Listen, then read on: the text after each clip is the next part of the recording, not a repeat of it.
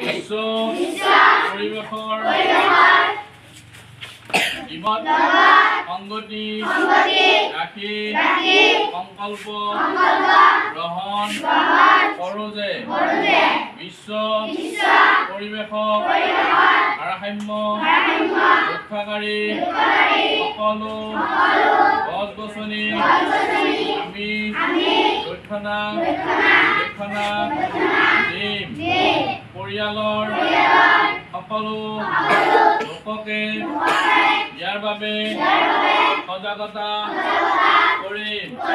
সকলো বন্ধু বান্ধৱীৰ সৈতে পৰিৱেশৰ ভাৰসাম্য ৰক্ষা কৰাৰ বাবে বন্ধুত্বপূৰ্ণ আলোচনা কৰি আমাৰ পৰিৱেশক আমি উন্নতি কৰিম বুলি সংকল্প ল'লো।